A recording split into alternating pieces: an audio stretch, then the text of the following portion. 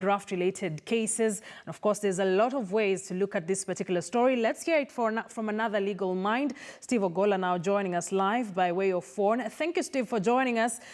This is a big case. So we've seen DPP Nurdin Haji speak very sternly on this particular case, saying that there have been attempts to intimidate, to interfere with the case, criminal acts, blatant disregard of the law.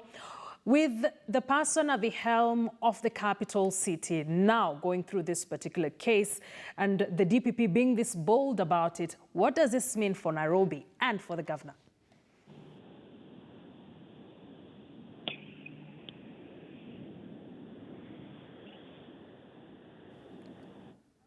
Steve Ogolla, can you hear me?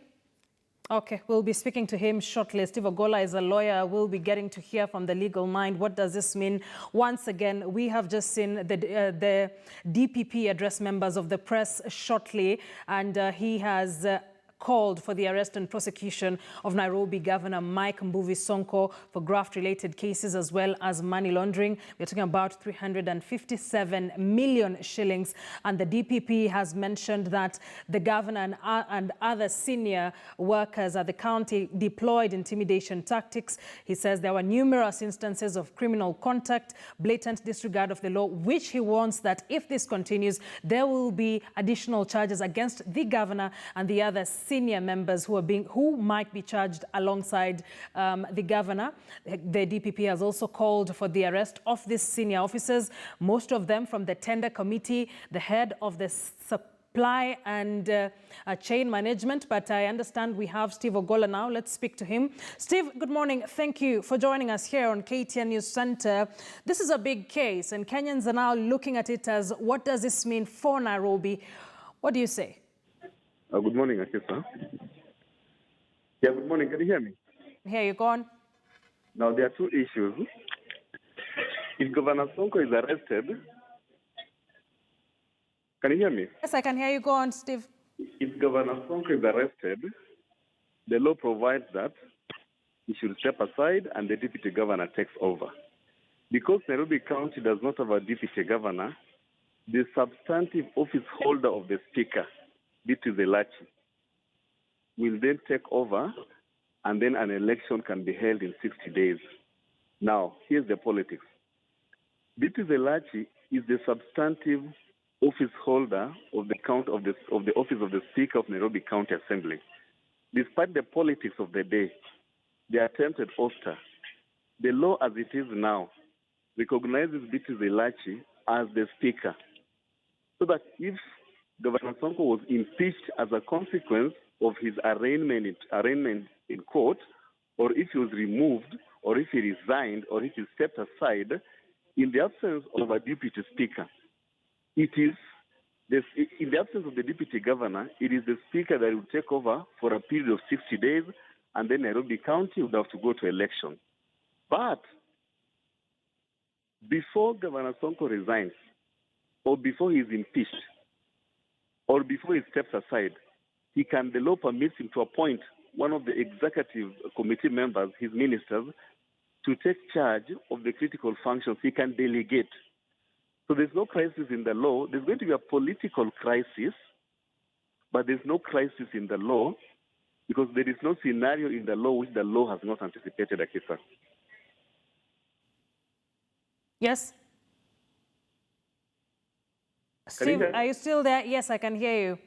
Yep. So then you say that the law has taken care of all possible scenarios for this particular case. He can either resign, step aside, delegate duties. We might look at an impeachment from the county assembly if possible. But of course, the speaker will sit in for 60 days. But looking at how Governor Sonko has been conducting himself since he got into office, there have been numerous cases that have been quashed against him. And the DPP has also admitted that this was a very difficult case to prosecute. Even with the law having cushioned Kenyans from any loopholes or any vacant space for that particular seat, if I should mention, What then does this mean, looking at how we've seen Kiambu being treated, but of course they have the benefit of having the deputy governor. Here we don't have a deputy governor. You're saying all the scenarios are taken care of. But politically, Steve, what are we likely to see? I think what the residents of Nairobi County need to understand is this.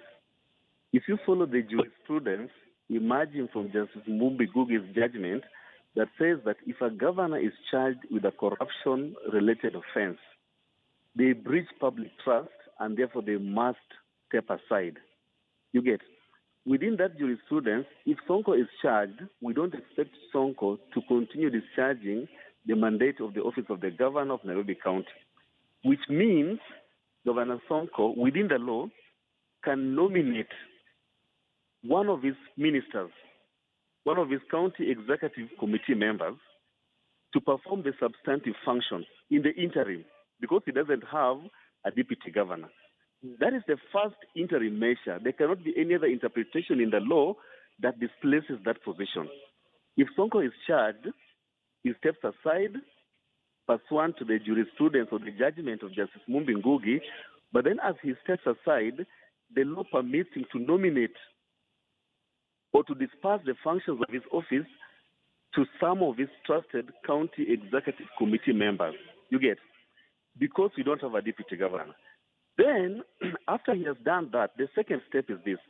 The County Assembly of Nairobi would have to reconvene and consider, do they have to endure a governor who cannot perform the substantive office, the substantive functions of the county government, one who must delegate to the CEC, a CEC who does not enjoy the popular mandate.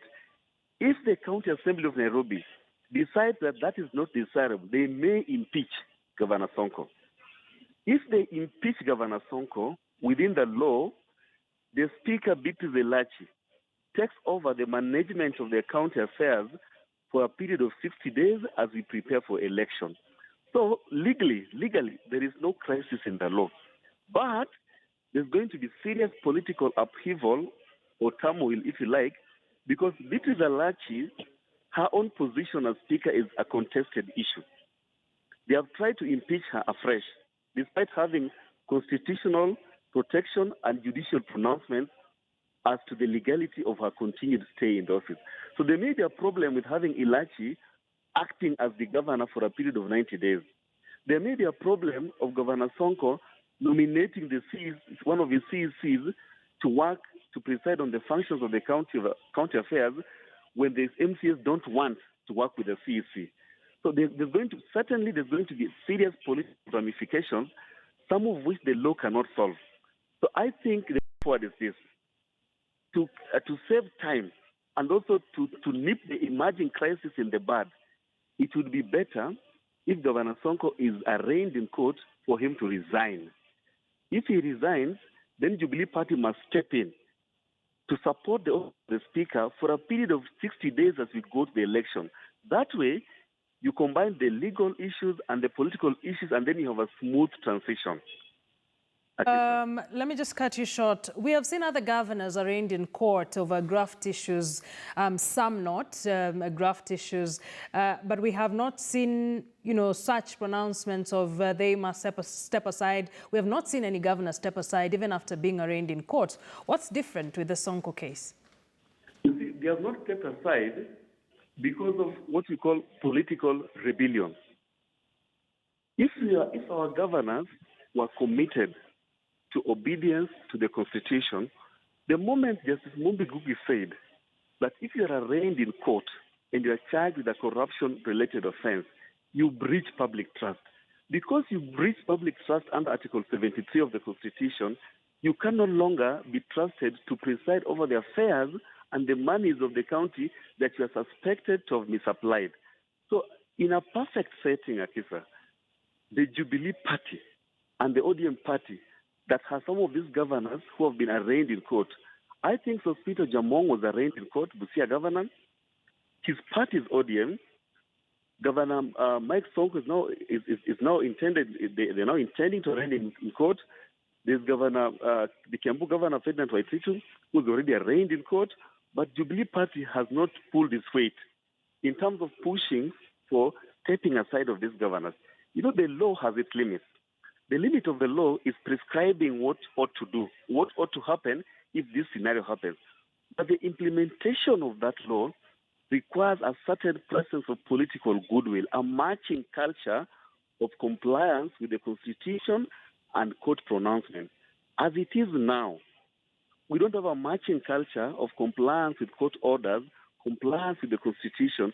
That is why Ferdinand Waititu is still in office, despite the court having found that he's unfit to be in that office as governor, having been charged.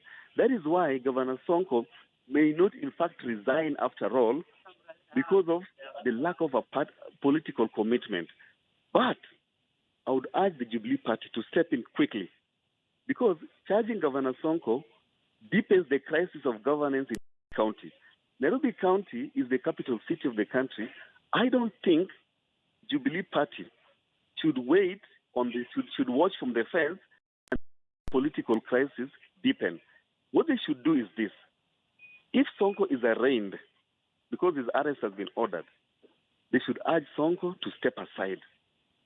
If Sonko does not step aside, as sure as the law exists, the High Court's order, which applied to Samburu governor and Kiambu governor, will apply to Governor Sonko, which means he will be barred from accessing his office.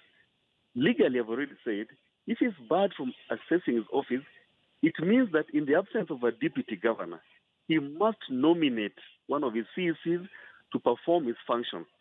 But for how long will a CEC perform the functions of a governor? Does the CEC have the kind of mandate the governor enjoys? He doesn't. So to solve the crisis, Jubilee Party must intervene.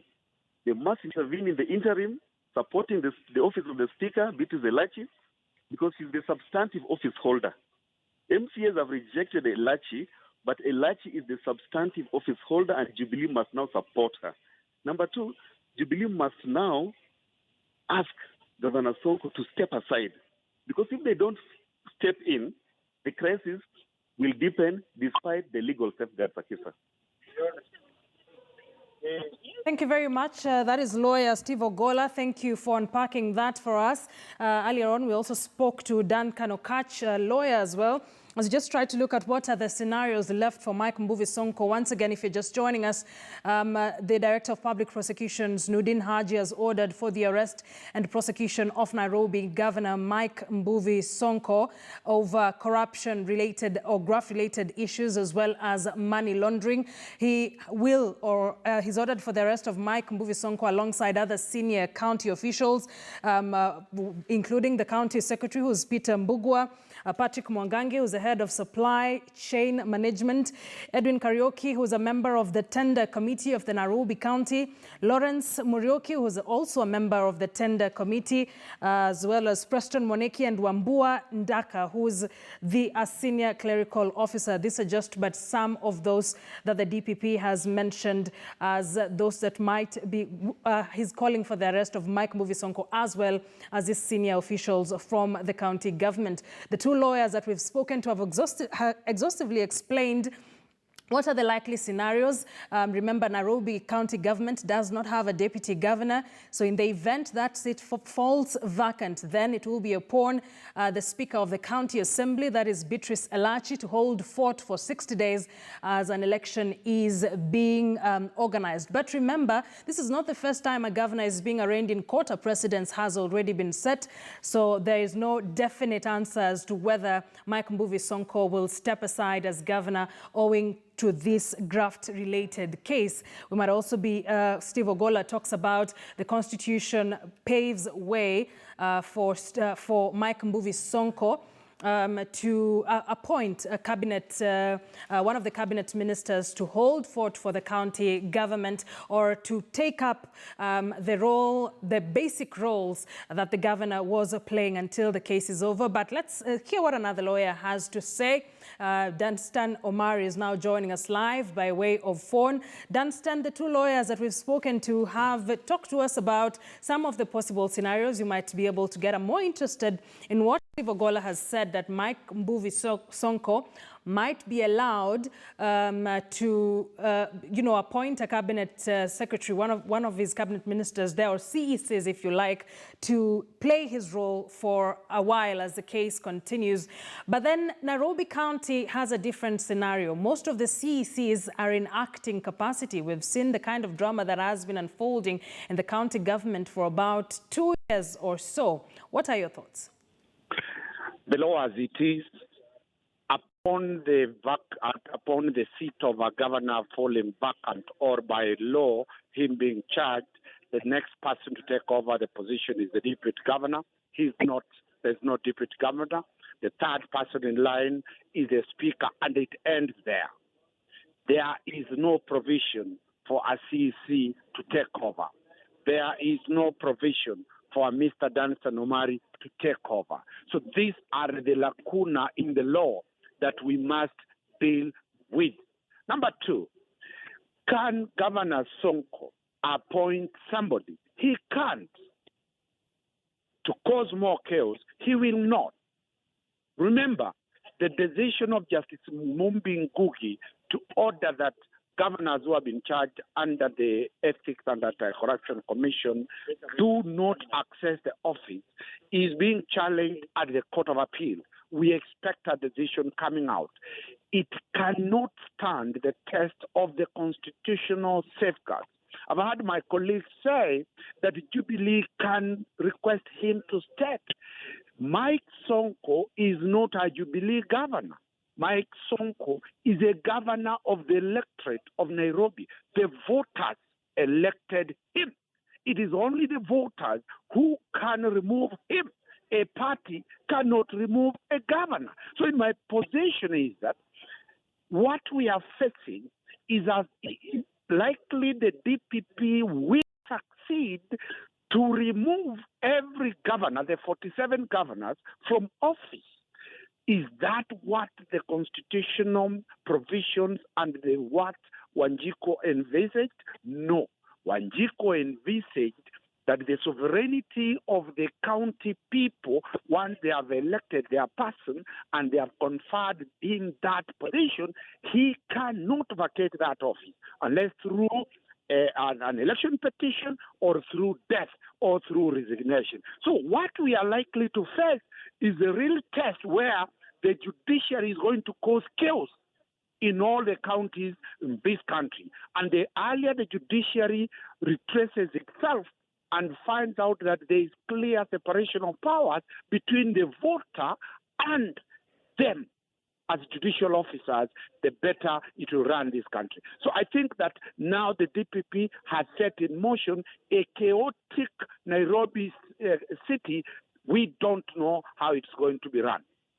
Very much for speaking to us. Danstan Omari, lawyer there, joining us live by way of phone, quite disagreeing with Steve Ogolla on what he said, that the law allows for Mike Mbuvi Sonko to appoint a CEC in acting capacity, to take over some of those roles that he was conducting. I want us to take a quick break. We'd love to also hear what you have to say. Do tweet us at KTN News, at Akisa Wandera. What do you think about this latest wars on Governor Mike Mbuvi